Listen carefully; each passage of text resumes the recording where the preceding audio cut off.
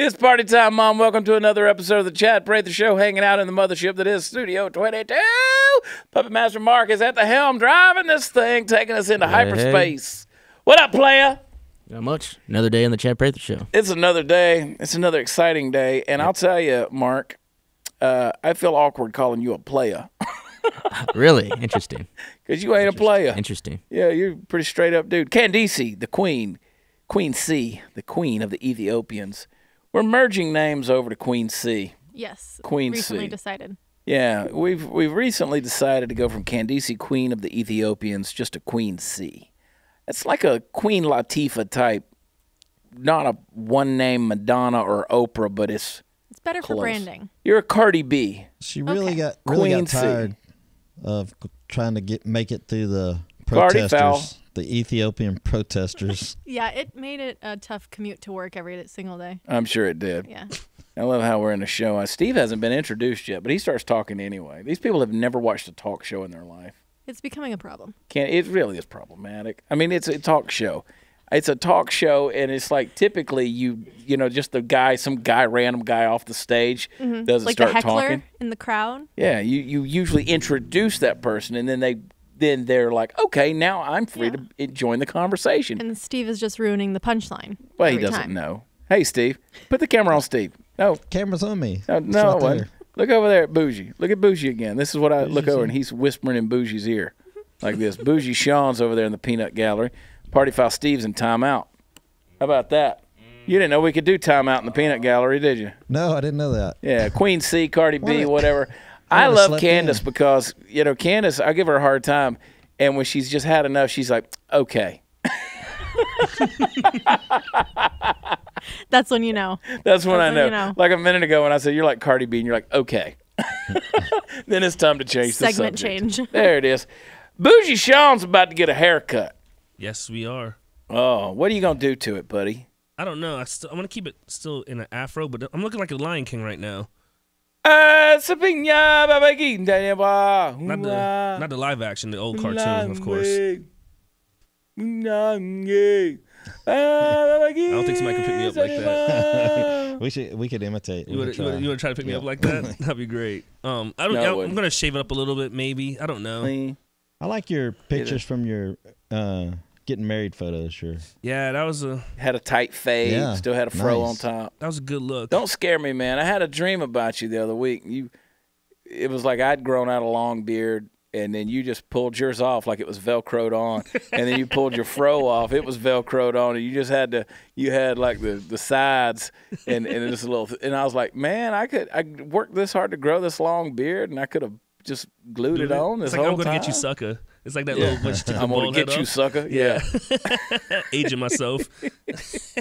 We got a fun show today. We got WWE legend Vickie Guerrero who's going to be on with us in just a little bit. You guys that are wrestling fans out there, and trust me, you might not admit it in public, but it's the truth. You know, you love the wrestling, and I love the wrestling. I love the culture of it. I love the personality of it. I love the people. I love the entertainment value, the athleticism of it. I've become a fan, and here just a little bit we're going to talk to Vickie. But I want to talk a little bit about you guys, Sean and Jason. Metro Jason's sitting off stage. He doesn't feel well today. Doesn't feel well. Did you go out last night? Did you get crazy? No, you didn't go out. All right. Well, maybe them STDs are catching up with you. I don't know. You need some. I don't even know the name of STD medicines.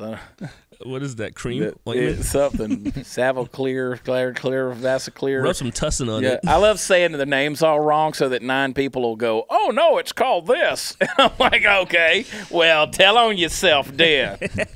Moxicillin. Tell on yourself, then.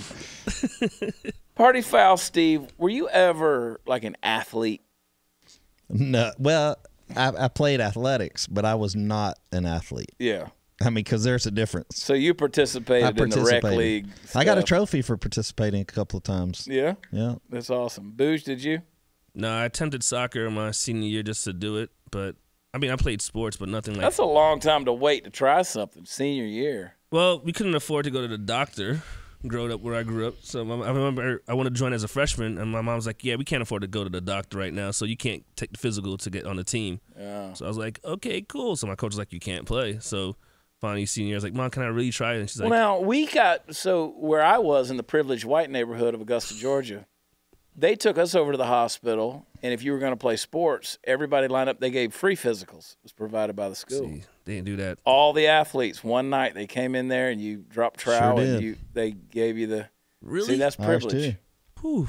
Well, this has been fun. I tell you what we're going to do. We're going to toss it over to a very fun conversation that I'm about to have with my friend Vickie Guerrero, WWE legend, and you going to learn a lot from this interview. Trust me, because whatever you think about the world of professional wrestling, you're wrong. You're wrong. Let me tell you, these guys and these girls are amazing. So hang tight. We're going to toss it over and have a conversation with Vickie Guerrero.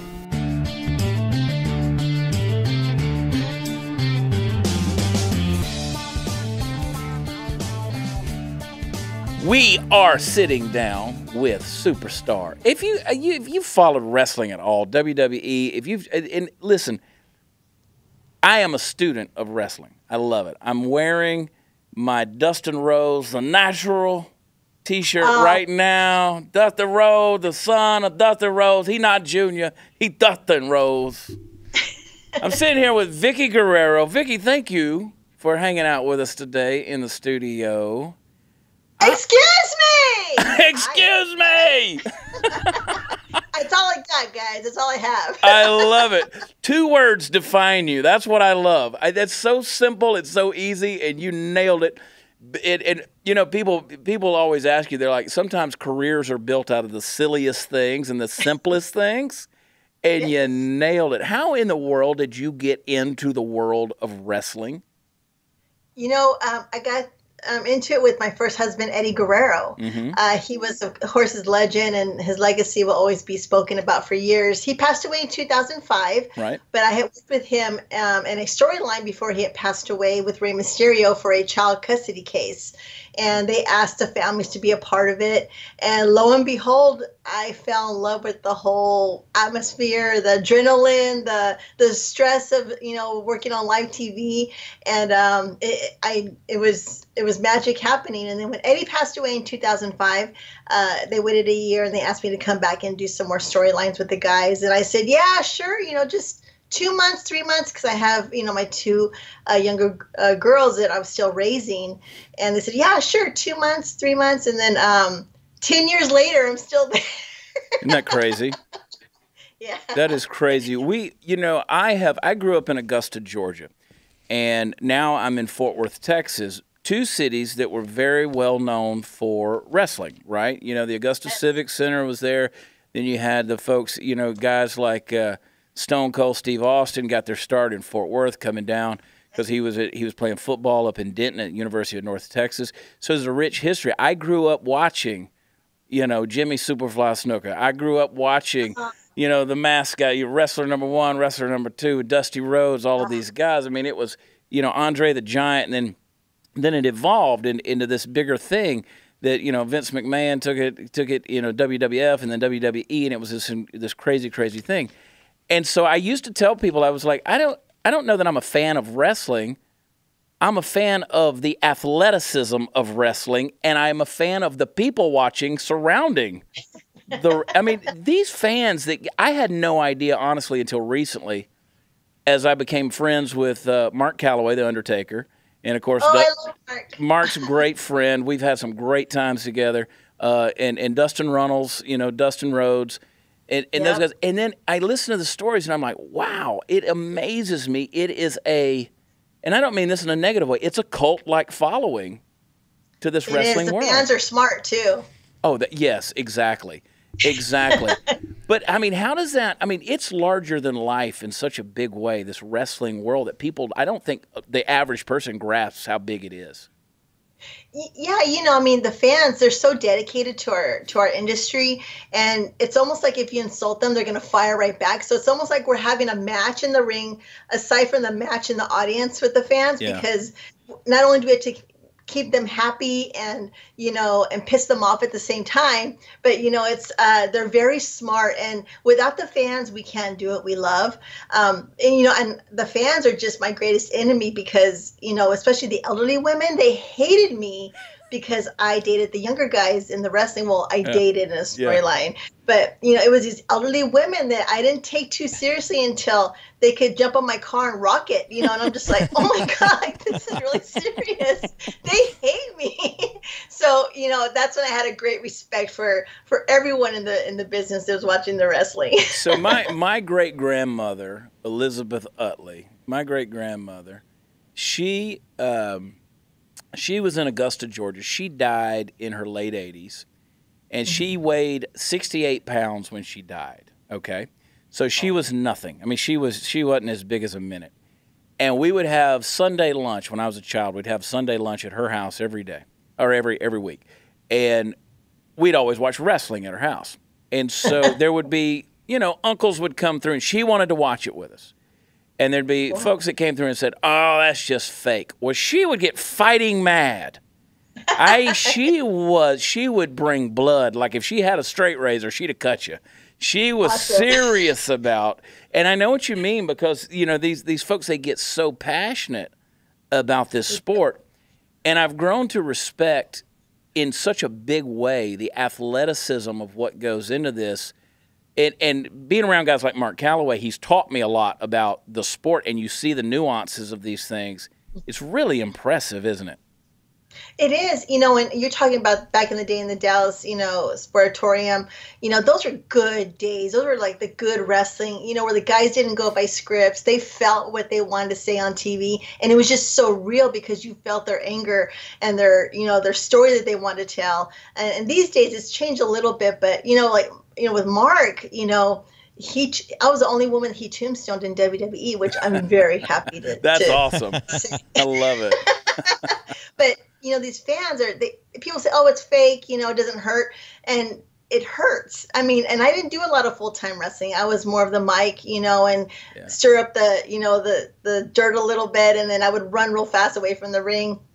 But, to see these guys go through their injuries, and slaps hurt, kicks hurt, you get thrown out of the ring, it hurts. And, so it's kind of funny when you challenge a fan, like, well, here, let me just drop kick you and let's see how it feels. And they're like, oh, no, it's okay. I don't have time for that. I'm like, well, then I guess you're not going to know how bad it hurts, So you kind of have to defend it.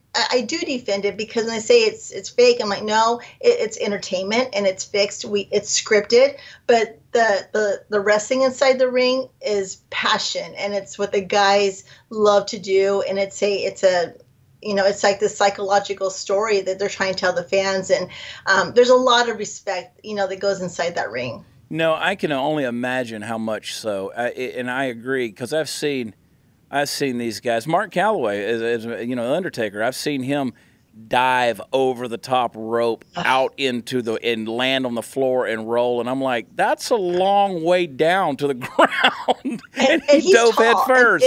Yeah, he's 6'10". Every time we'll go out. We go out to Vegas every year, and we go to the gun range together, and I can see him. I'm holding these what I would call big guns and shooting on the range, and then he puts it in his hand, and it looks like a little tiny toy. I can remember I was going to breakfast one morning for a breakfast meeting in L.A. I was in Beverly Hills and went to the Four Seasons in Beverly Hills, and I'm walking through, and John Cena comes walking past, and I'm like, you kind of get just the larger than life presence of these guys that have done these things. And, you get around again, Dustin Rhodes and these guys. And you think of them like, you think of The Undertaker, you're like, oh, this guy, I bet he's mean in real life. He's a puppy dog. Yeah, he's such a gentleman and so sweet. I told him last year, let me tell you this, Vicki. I told him my funny story about Mark. I told Undertaker, we were smoking a cigar last year in Vegas, and I said, Mark, I'm going to punch you in the face. And he said, I better not find out about it. He's such a good guy, and I love his wife Michelle. We were locked buddies, and they're just a good family, and I just love them to death. Yeah, Mimi McCool, I love it. Yeah, Michelle's a sweetheart. They're good people, good patriots. I love it. But what do you think about the future of wrestling? I mean, do you feel like it's on a good path? You talk about the good old days and things like that. Do you feel like it's headed in the right direction, or has business taken it over in such a way that it's kind of lost its charm? You know, I find that it's lost its charm a little bit, not to devalue the superstar's talent or anything like that, sure. But it's just that you see, you know, I watch the product and you see these guys come and go within 2 or 3 weeks, and you never got to really get to know them. Yeah. And I feel like there's so much talent in the back that they don't have that capacity to spend quality time on the TV screen to let the fans get to know who these people are. And they kind of change around so fast that you're like, we're so-and-so. And, you know, and I just, especially the women, you know, I mean, they've come so long of a way, and I'm so proud of them. And, you know, they are making their mark, you know, in this industry. And this is just a great time for them to celebrate. But, you know, it's kind of hard to watch it sometimes because you see the same people on TV over and over. And I like to see, like, you know, some fresh faces, and I want to see some new storylines come around. But, you know, when you see the same people over and over, I just kind of like go fast forward on my DVR. Yeah. just kind of see the people I want to watch. But as far as the industry, there's a lot of competition out there, and I think that's good for business because it gives the guys a chance to work somewhere. You know, I think that's really important because in WWE, it was learned that if you didn't make it there really wasn't a chance for you to work anywhere else. But now that these other promotions like AEW and you got TNA and Ring of Honor, they're just great promotions, you know, and they have some good talent, and the storylines are great. That I think it's just good for business to have a little bit of competition to keep you on your toes. Yeah, no, I think that's a good thing too. And I look at it as, you know, these folks as from the entertainment side of things, not just the athletic side of things, you have to have a personality just as much as you have to have that athletic ability, because that's what identifies you as these things. And that's what makes it successful, because I could list off name after name, and you could even more so, of these folks, and you would immediately identify them based off of, like you do an excuse me, and so many different, you know what I'm saying? You know, you could see Hulk Hogan up on the turnbuckle holding his hand to his ear, you know, listening to the crowd and doing the whole, ripping his shirt off. There were, you know, a Mean Gene, and so there was all of this, you know, that personality to it. And I think that now you're kind of losing some of that charisma that's going on with it. Right. You know, I think something I always tell the advice of when I meet the younger superstars in these different shows, they're like, what's the most important thing that I should take from you? And I tell them, like, you have to be creative with your character. And that means, you know, finding something that when you are done in the ring, the fans are going to go home. They're going to be like, man, I remember that person. Like, that person stood out. And, you know, like me, you know, I shrieked and I broke TV mics, and I blew out the speakers in the arenas, and I loved it, you know, because that was my goal, because to get the fans really upset. And, you know, but you see a lot of these superstars come through and they all look the same, you know, they just stand there and they don't listen to the audience. And I think that's really important too. You got to give the audience something to bite at. And when these stars don't bring anything, you know, I just kind of be like, man, you know, I don't see the character, I don't see the creativity. So that's something really important. You have to be your own person and not just, you know, bum off someone else that because of what their gimmick is, you know. So you see a lot of women that come through and they look the same, and their promos are horrible, and, you know, you have to be your own identity. And I think that's important, especially in this industry, as big as it is. I agree with you. And I loved, you know, sort of the advent of the women's wrestling. And when that came on, look, I'm a red-blooded American male. I was happy to, you know, I was like, yeah, y'all go at it, girls. Y'all have fun. Okay, are you talking about back then, or are you talking about today? I'm talking about back then. I'm 46 now. I'm talking about back when the hormones were raging. And and like, these girls are 6 feet tall and 5'5" of that is leg. And I'm like, yeah, okay. Y'all kill each other. You know, and that's something that's great, that, you know, the women back then, you know, like Trish Stratus, and you had Lita, you had Sable. Oh my gosh, I used to look at them like, how beautiful are these women, you know? And I was the wife of Eddie, you know, so I was like the housewife with the 2 kids. I'm like, man, I want a body like that. I want to look just like her. because they were so beautiful. And of course, Vince used that to his advantage, to these, have these vignettes and backstage stuff, which attracted the audience, but in today's, now the women are proving that they want to wrestle, and they give these great matches, and they're tough. I mean, I'm kind of glad I'm not there right now, because I know they kick my butt really bad. So some of them are really scary to watch and to be in the ring with. So I give them a lot of props that they've really brought it, 100% into the ring. No, I love it. I think it's a great thing, and they've definitely did a good job with all of that. And I watched the Fighting with My Family movie recently about, supposedly Paige's story, and I know there's a lot of creative liberties and stuff like that. But I felt like there was some insight there to the human aspect of what goes into being a professional wrestler, and how these folks, what they have to go through just to be chosen and to get picked and to make that personality pop. And I look at guys, I can remember back this past January, and we're out there at the gun range in Vegas, and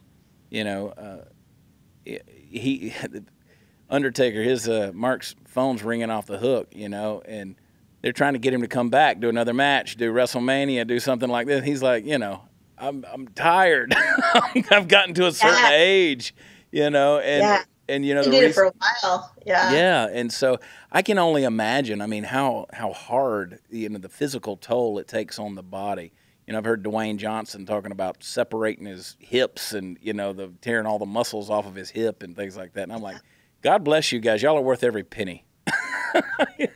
These injuries are not fun. I mean, I've been in the, managing Dolph Ziggler and, and then with Edge, and seeing them go through their injuries. It's not funny when you hear something crack and they land right next to you. You're like, okay, did I do that? I want to make sure that, because it's scary. I mean, this is their livelihood. This is how they make their living, so these injuries are just, they're really frowned upon, because, this is the only way they can make their living. And, when they get injured, it's something that's, it kind of sets everybody back, because it's a sad moment, but, Undertaker, I worked with him, and he's scary. I mean, he's totally different from backstage. Oh, yeah. I knew him before as a friend, but, working with him as a, two superstars, I don't want to mess with him. No. I don't want to get him mad. No, absolutely not.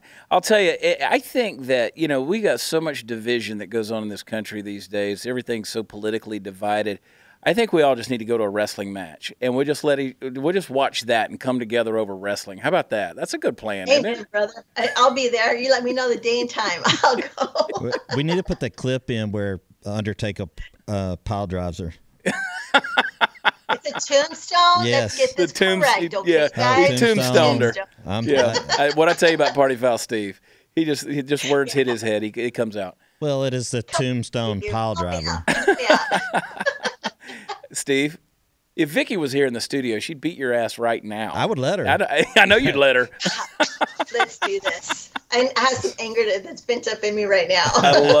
I love it. So you live you're in the Houston area now? Yeah, we're neighbors. We are. Practically. Yeah, for the most part, yeah. We're doing a show down there pretty soon. I love Texas, and you're from El Paso originally, right? Yes. And, of course, they've had their tragedy down there, and our heart goes out to them with all of that. I mean, it's just a sad state of affairs when we see what this country's in. I mean, you ever sit back and look at it and go, wow, I mean, can we ever fix what we're in the middle of in this country? Yeah, it's such a sad time, because everyone's arguing with everyone. It's someone else's fault. No one wants to take accountability. And it's just really frustrating because, as a mom, you try and teach your kids, be accountable for what you're doing, take part in what you own and stand up for it, and if you're wrong, admit it. And so when you see the politics and all this stuff going on, and my kids are like, who's accountable? It's kind of sad, because it's like we're just going reverse in our government and our politics. And it's a horrible time right now. I mean, I went to London and, you could hear some of the comments about our government. I'm just like, I'm going to go back to the States and be real quiet. Yeah, I was in recent weeks, I was in Ireland for a week, and same thing. There's a lot of, they only get the media that they get. I mean, they don't have a lot of choice, and so they hear one side of things. And they think that we're falling apart at the seams. They really do. And I've always said that the virtual world or the media world is not the same as the real world that we live in, because we don't treat each other like that in public. But no, That's fine. You know, especially like in a store. I mean, you know, you want to be the better person. What you get is what you receive, and I really believe that. You know, I stand up for that. You know, you say thank you, you're going to get a welcome back. You know, but you're going to be, you know, rude and, you know, give someone, you know, a distasteful look, you're going to get it right back. So you get what you deserve. Yeah. No, I hear you, and that's the perspective. That's why I say everybody just needs to come together. We need to go to a big wrestling match, and we can scream it out and yell it out and, you know, throw beer on each other and whatever else and have a good time. And we'll take our anger out on the wrestlers out there that are killing themselves for our entertainment. Absolutely. It's nothing that brings us together like, you know, a good sporting event anyway. So I'll tell you. So what all do you have going on now? What's happening these days? Gosh, what do I not have going on, Chad? Yeah. I graduate in 4 weeks from Herzing University. I'm getting my bachelor's in healthcare administration. Awesome. And nice. I am currently writing my autobiography with this great editor. She's just a badass person. I'm so excited to go on this venture with her. So we're going to sell our book in September to some publishing companies. So we'll be in New York for about 2 weeks working on that. That's great. And I'm working with Salvation Army in San Antonio, Texas. I love that organization. I do a little bit here in Houston too. And I also work for the Houston SPCA. So adopt, don't shop, guys. There you go. There you go. No, we believe in that. That's awesome. Yeah. That's good. I mean, you know, that's the thing. I love it when people can take a platform or take their story and use it and just make the world a better place by telling that story and using that platform. You know, that's what we certainly try to do it. You know, we love to stir the pot a little bit, but it starts the conversation. It's fun. It's we a little bit of we love fun. A little verbal sparring match every now and then. You know, we have a good time with that. But, you know, I appreciate you guys so much because everybody that I have met in you know, that's been associated with professional wrestling. And look, there's folks out there, I'm sure, that are, you know, not the most savory of people in every organization, every business is out there. But everybody that I've run across, they've just been class acts. They've given back, they've done what they can, they've shown up to places when they didn't have to, and it's just been fun to watch and kind of get to know that industry. And I appreciate what you're doing with all that, Vickie. Thank you. It's a second family. You know, we're with them more than we were with our own family. So you get to know them pretty well. Yeah. you start to know what they're going to order in restaurants and what hotel they're going to stay at, because that's how good you get to know everyone. But it's a big family, and you know, I love them to death. We were talking about I did a show here in Dallas-Fort Worth back last year, December, and there were about 4,000 people came to this show, and I told Undertaker, I said, "Hey man, how much will it cost me to get you to body slam me on stage?" He said, "I'll break your neck for free." Get right to the punch. I love that dude. I love that dude, man. I'll tell you what. Oh, gosh, that's Vickie, funny. But yeah, I go to Dallas a lot, so I do a lot of acting auditions. I'm with Pink Park's talent too, so I'm always through Dallas, and I try and go to see Michelle whenever I'm in Austin. And I love traveling and seeing all my friends. So I have to see you now whenever That's you come exactly to right. I'm gonna hug your neck. You can tombstone me. Sweet. There you go. I'll let you do it. I'm willing to pay for the chiropractor visit. Rawr. Come on, girl. Come on. Don't get me started, baby. I'm 51, so you 46. I'm 46. Perfect. We are simpatico, baby. We got it. Yeah. See, we have our show already ready to go. I know. But we do. We have a show coming up. We're going to be down in the Houston area here pretty soon. I'm confirming those dates today, actually, and finding out. But I want you to come to the show and hang out. But anytime you're coming through here, give us a shout and let's hang out and we'll trade war stories. Love to. And I wish you so much success. And my family, I have about 12 people that are ready to go see your show. I told them I was going to be on your show, and they're like, "Oh my gosh, we love him." So you have a lot of fans here in Houston that just love you to death. Vickie, I love you, man. I appreciate you guys. Tell them all hello. Thank you for coming on the show. We're going to put up where folks can find Vickie and everything she's got going on. So be sure to follow her out there and keep track of what's going on. She's a legend, folks. I don't know. I don't know how many folks get to sit down with a legend, but you're talking about, Eddie Guerrero and these guys. I'm telling you what, legends. I mean, you're talking Hall of Famers. And God bless you for everything you do and who you are and everything you've done. You're fun to watch. I love you. Well, thank you, Chad, and I appreciate the compliment. By the grace of God, I'm able to do what I love, and people like you make me love it even more each day. Good deal. Vickie, I love you. You're welcome on the show anytime. We're going to hang out, girl. We're going to hang All right, out. do it. Go to shooting range together. Yeah, let's do We'll it. do it. Let's do it. We're going. Party Foul Steve got excited about I that. like that. All right, rock Calm and down, roll. Steve. Calm down. I didn't invite you. Just in What? chat. No, he can't go anywhere without me. So. He wants to be tombstoned, but I promise you, Steve thinks that's something completely different. Yeah, it's wrong. Yeah, wrong text. Exactly. All right, Vickie Guerrero, check her out. Thanks for being on the show. You guys, thank you for tuning in. Find us wherever podcasts are available. Tell your friends about it. Be like Vickie. Tell all of her family and friends. Just come watch us on the Chad Prather Show. We love you guys. We'll talk to you next time. Bye.